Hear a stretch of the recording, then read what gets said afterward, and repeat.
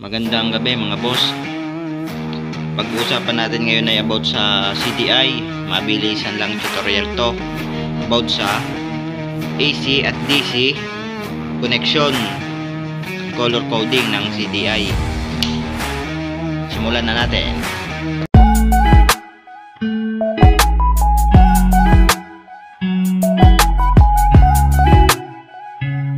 Simulan na natin. Meron tayong DC at saka AC na drawing ng CDI dito. Meron din tayong example ng 4-pin na CDI DC. Makikita nyo sa sakit na yan. Itong nasa kanan,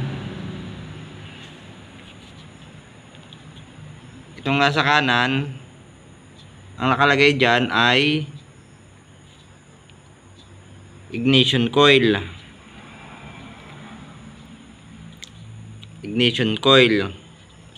Dito naman sa baba ay accessories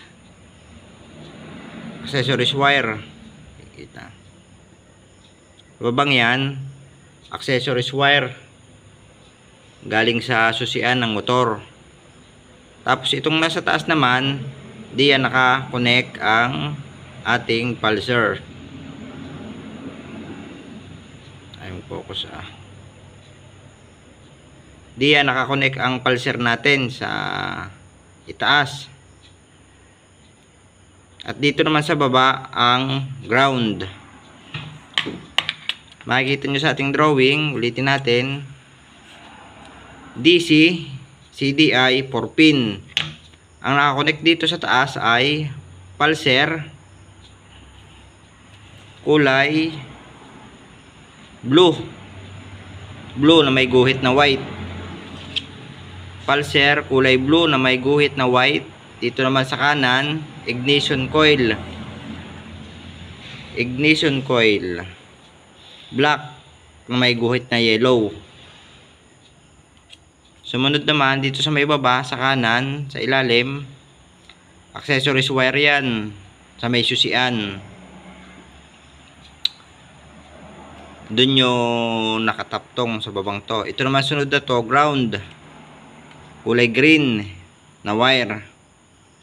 Kaya tinawag na DC to, direct current, kasi ang power supply nito ay nanggaling sa ating susian ng motor, DC current. Makikita nyo naman tong AC, CDI, 6-pin. Ang sa taas nito, pulser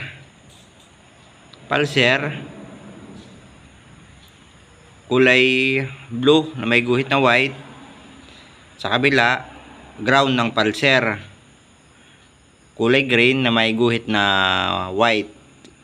Yun ang kulay ng negative ng pulser, green na may guhit na white. Dito naman sa taas, ignition coil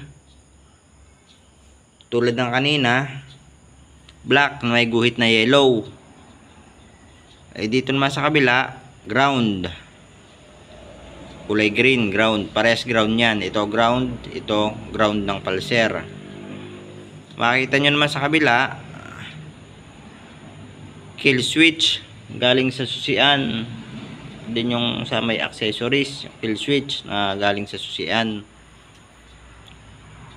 Ito naman sunod, stator galing sa stator. Dito nakakonect yung primary coil kulay black na may guhit na red. Diyan nakakonect. Ang nagsusupply dito sa AC, CDI, 6-pin ay stator coil na primary ang nagsusupply dito. Dito naman sa kabila, ACC wire, DC. Kaya ang tawag dito ay DC, CDI. Dito naman sa ACI, AC, CDI, kasi ang nagsusupply dito AC, alternating current galing sa stator. Ito ang ating sample nya, no.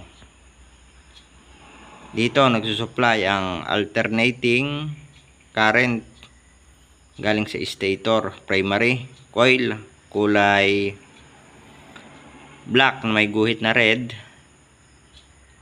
Dito naman kill switch sa may susian. Ito negative ground, kulay green. Dito naman negative ng ground ng pulser, green na may guhit na white. Yung sa taas naman kaliwa, blue na may guhit na white, pulser. Ito naman nasa taas, ignition coil, black na may guhit na yellow.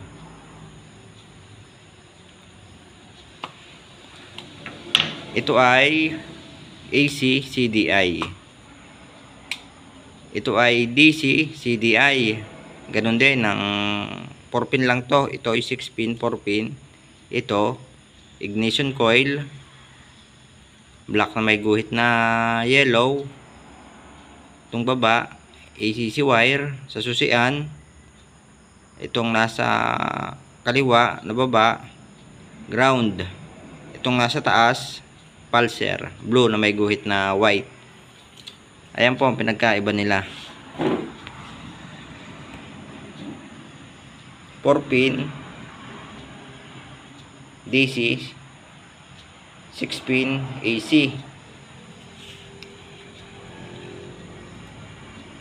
Kadalasan po yung mas malaki tong DC CDI natin kumpara sa mga AC. Pero mas maganda kung i-check pa rin po natin. Ang 5 pin naman po, nakikita nyo po yung gitnang yan. May isa pa dito ang gitna. May isa pang naka ano dito, socket.